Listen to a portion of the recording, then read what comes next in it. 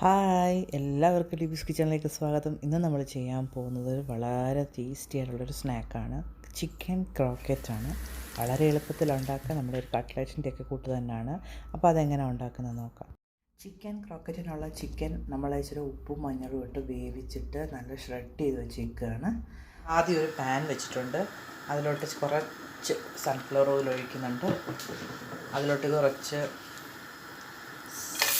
സവോള, വളരെ കുറച്ചേ ഉള്ളൂ, ഇഞ്ചി, വെളുത്തുള്ളി എല്ലാം ഇച്ചിരി ഒന്നരിഞ്ഞൊന്ന് നമുക്ക് വഴറ്റിയെടുക്കാം. ഇത് ഇഞ്ചി, വെളുത്തുള്ളി, പച്ചമുളക് എല്ലാം കുറേശ്ശെ ഇട്ടൊന്ന് ജസ്റ്റ് ഒന്ന് വാട്ടിയെടുക്കുവാണ്.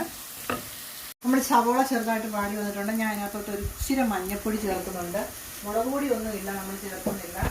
കുറച്ചൊരു ഗരം മസാല ചേർക്കുന്നുണ്ട്. ഒരിച്ചിരി മല്ലിപ്പൊടിയും ചേർക്കുന്നുണ്ട്. ഇതൊന്ന് ചൂടാക്കിയെടുക്കാം, ഇതൊന്ന് മൂപ്പിച്ചെടുക്കാം. എല്ലാം കുറേശ്ശേ ചേർക്കുന്നുള്ളൂ.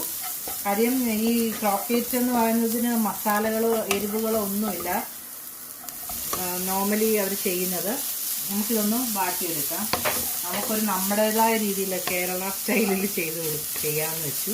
ചിക്കൻ ചേർത്ത് കൊടുത്തിട്ടുണ്ട്. അത് മസാലയായിട്ടൊന്ന് മിക്സ് ആവണം. ഈ മസാലയുമായിട്ടൊന്ന് ഒരു സിങ്ക് ആവട്ടെ.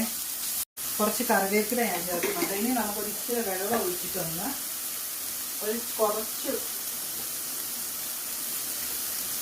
പേരിന് കുറച്ച് വെള്ളം ചേർത്ത് കൊടുക്കാം. എന്നിട്ട് കാരണം ഈ മസാല പിടിക്കാനായിട്ട് കുറച്ച് ഉപ്പ് ചേർത്ത് കൊടുക്കാം. നമുക്ക് ഉപ്പ് കുറച്ചേ ചേർത്ത് കൊടുക്കാവൂ. കാര്യം വൈറ്റ് സോസിനകത്ത് ഉപ്പ് നമ്മൾ ആഡ് ചെയ്യുമ്പം ഉപ്പ് കൂടുതലായിട്ട് വരും. ഇതിനകത്ത് ഇനി ഇച്ചിരി പെപ്പർ ചേർത്ത് ഒരു ഇച്ചിരി കുരുമുളക് പൊടി ചേർത്ത് കൊടുക്കണം. നമുക്ക് കുറച്ച് കുരുമുളക് പൊടി ചേർക്കുന്നുണ്ട്. ഇവിടെ ചിക്കൻ ഇപ്പോൾ ആയിട്ടുണ്ട്. നമുക്കിത് ഓഫ് ചെയ്തിട്ട് നമുക്ക് വേറൊരു പാൻ വെച്ചിട്ട് നമുക്ക് വൈറ്റ് സോസ് ഉണ്ടാക്കണം. പാൻ എടുത്തിട്ടുണ്ട്. ഞാൻ കുറച്ച് ബട്ടർ ഇട്ട് കൊടുക്കുന്നുണ്ട്. വളരെ കുറച്ച് ബട്ടർ ഇട്ട് കൊടുക്കുന്നുള്ളൂ. ബട്ടർ ഒന്ന് ചൂടാകുമ്പോഴത്തേക്കിന് അതിനകത്തോട്ട് ഞാൻ ചെറുതായിട്ടരിഞ്ഞ് വെളുത്തുള്ളി ചേർത്ത് കൊടുക്കുന്നുണ്ട്.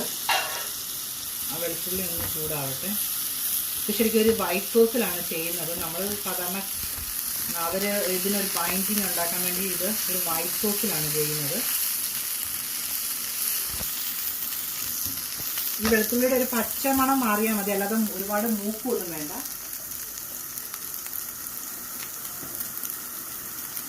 അതിലോട്ട് ഞാനൊരു 3/4 ടേബിൾ സ്പൂൺ മൈദ ചേർക്കുന്നുണ്ട്. ഇത് തീ കുറച്ച് വെച്ചിട്ട് വേണം ചെയ്യാൻ, അല്ലെങ്കിൽ ഇത് കരിഞ്ഞു പോകും മൈദ.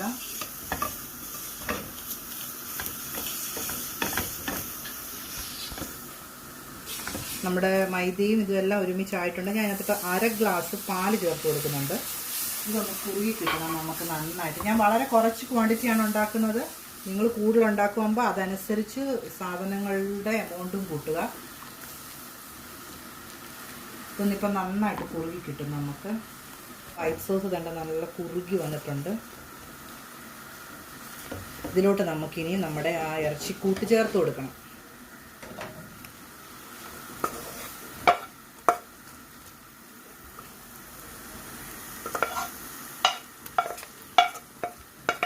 തീ കുറച്ച് വെച്ചിട്ട് വേണം ഇതൊക്കെ ചെയ്യാനായിട്ട്, അല്ലെങ്കിൽ ഇതെല്ലാം കയ്യിൽ പോകും. ഇതിന് ഇതുമായിട്ടൊന്ന് നന്നായിട്ടൊന്ന് യോജിക്കണം. വൈറ്റ് സോസിൽ ഉപ്പ് ചേർത്തിട്ടില്ല. കാര്യം എന്ന് വെച്ചാൽ ചിക്കനിലും വൈറ്റ് സോസിലും കൂടെ ഉപ്പ് ചേർത്ത് കഴിഞ്ഞാൽ ഉപ്പ് വളരെ കൂടുതലായി പോവും. നമുക്ക് ഇതിനകത്ത് ഉപ്പുണ്ടോ എന്ന് നോക്കിയിട്ട് മാത്രം ഉപ്പ് ചേർത്ത് കൊടുക്കുക.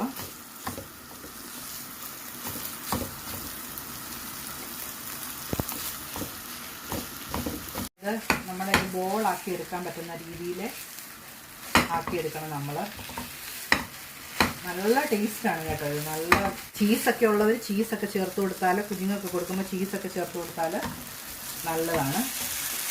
ഇതിപ്പോൾ നമ്മുടെ ഇത് വച്ചിട്ടുണ്ട്. തണുത്തതിന് ശേഷമേ നമുക്കിത് ബോൾ ചെയ്യാൻ പറ്റത്തുള്ളൂ. ഓരോ ബോളുകളാക്കി എടുക്കാൻ തേണ്ട ഇങ്ങനെ. എന്നിട്ട് നമുക്ക് ബ്രെഡ് ക്രംസിലും എഗ്ഗിലും മുക്കി വറുത്തെടുക്കണം. നമുക്ക് ആദ്യം ഫുള്ളൊന്ന് ഇത് ബോൾസ് ആക്കട്ടെ. മുട്ട എടുത്തിട്ട് ഇച്ചിരി ഉപ്പിട്ട് നന്നായിട്ട് അടിച്ച് വെച്ചിട്ടുണ്ട്. പിന്നെ അതിനുള്ള ബ്രെഡ് ക്രംസ് ഉണ്ട്.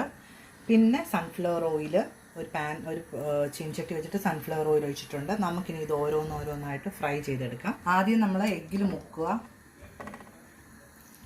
പിന്നെ നമ്മൾ ബ്രെഡ് ക്രംസിൽ മുക്കുക, ഇങ്ങനൊരു ഷേപ്പ് ആക്കുക. കണ്ടില്ലേ?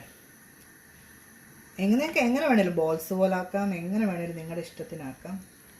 എന്നിട്ട് നമുക്ക് ചൂടായിട്ടുള്ള എണ്ണയിലോട്ട് ഇട്ട് കൊടുക്കാം. നല്ല ടേസ്റ്റാട്ടോ, കുട്ടികൾക്കൊക്കെ ഭയങ്കര ഇഷ്ടപ്പെടും. നമുക്ക് ഓരോന്നോരോന്നായിട്ട് ഇതുപോലെ ചെയ്തെടുക്കാം.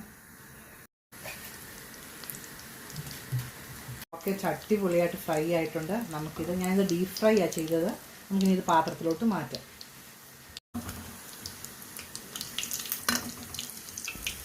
അപ്പോൾ നമ്മുടെ ചിക്കൻ ക്രോക്കറ്റ് എല്ലാം റെഡി ആയിട്ടുണ്ട്. വളരെ ഈസി ആയിട്ട് ഉണ്ടാക്കാൻ പറ്റിയൊരു സ്നാക്കാണ്. കുഞ്ഞുങ്ങൾക്കൊക്കെ ഇഷ്ടപ്പെടും. അപ്പോൾ നമ്മുടെ വീഡിയോസൊക്കെ ഇഷ്ടമായെങ്കിൽ എല്ലാവരും ലൈക്ക് ചെയ്യണം, സബ്സ്ക്രൈബ് ചെയ്യണം. പുതിയൊരു റെസിപ്പിയായിട്ട് വരുന്നത് വരെ എല്ലാവർക്കും ബൈ ബൈ.